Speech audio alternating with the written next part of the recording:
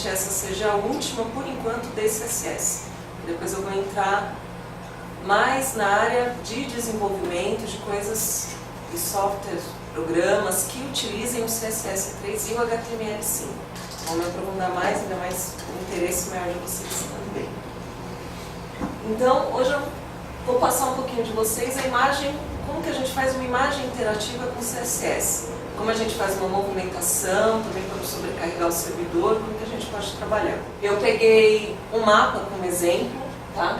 Onde eu vou destacar os continentes, quando você passa o mouse por cima. Justamente foi feito para trocar as imagens. As legendas vão ser inseridas com o pseudoclasse target, que é uma função nova no CSS, porque não tinha antes. Então, passar um pouquinho, vou utilizar a função do âncora.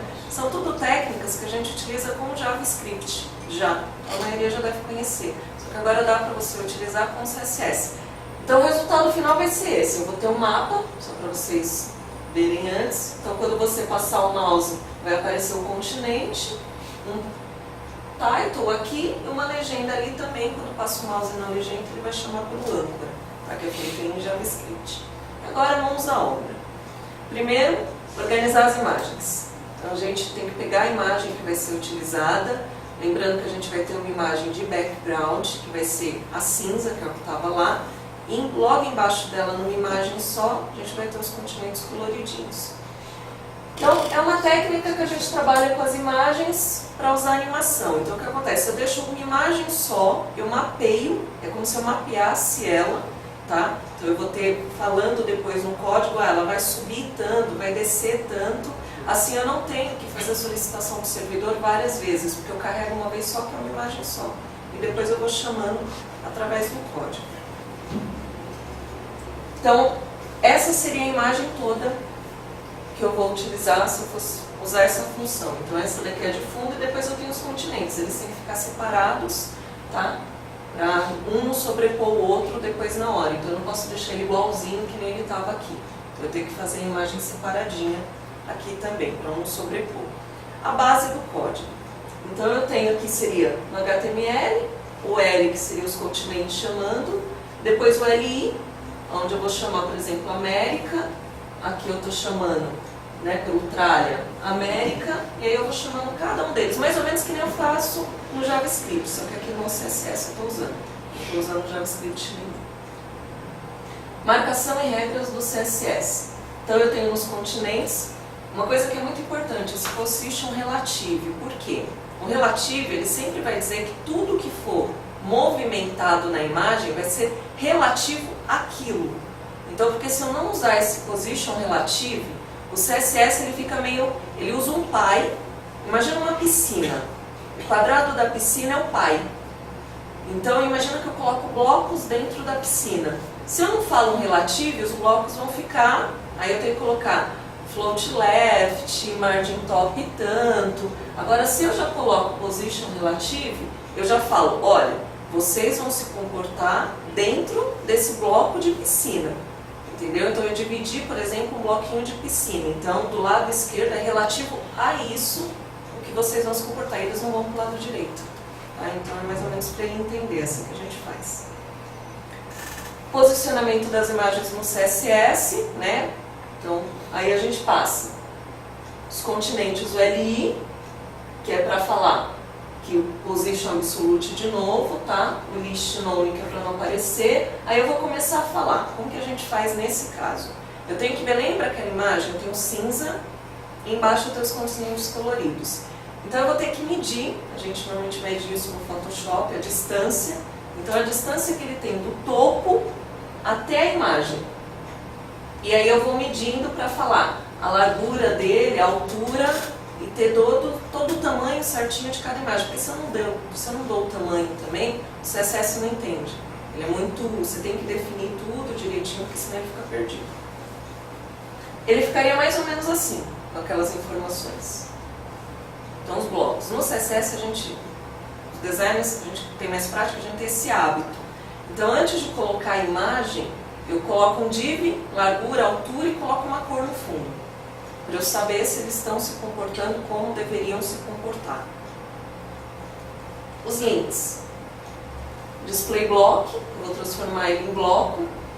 Esse teste ident menos 999, o que acontece? Depois, quando eu for colocar um texto, eu tenho que deixar ele negativo para o texto não aparecer em canto nenhum.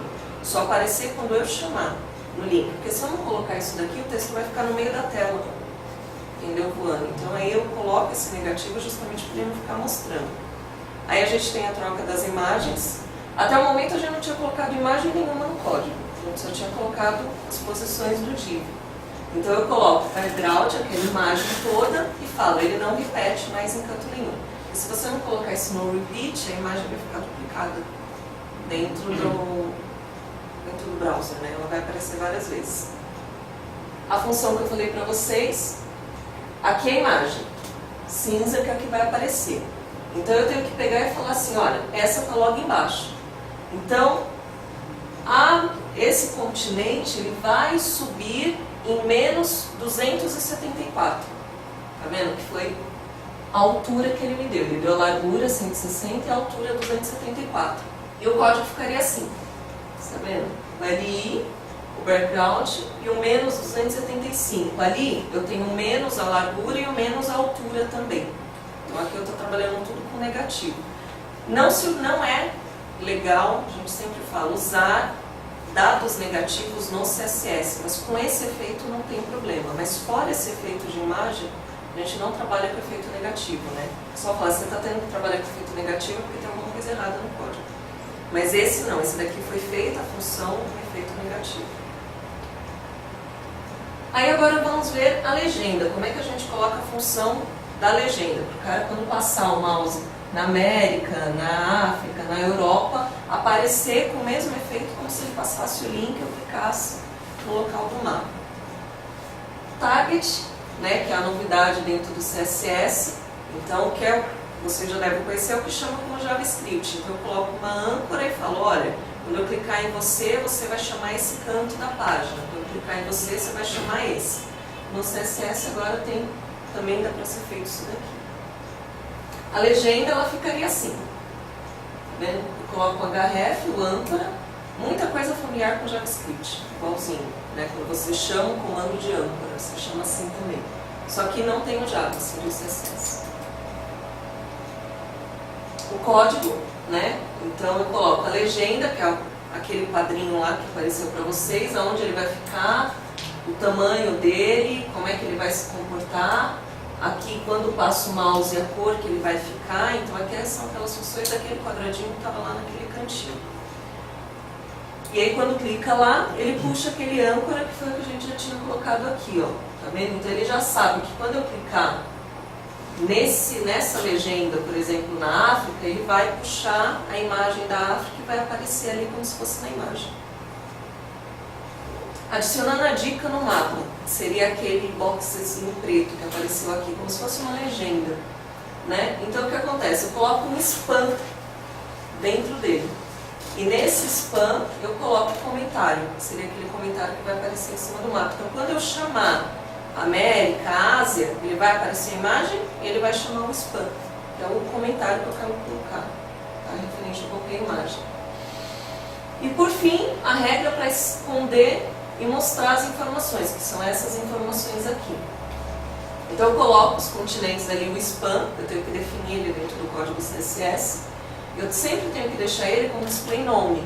Ele não vai ficar aparecendo, ele só vai aparecer justamente quando eu clicar nele.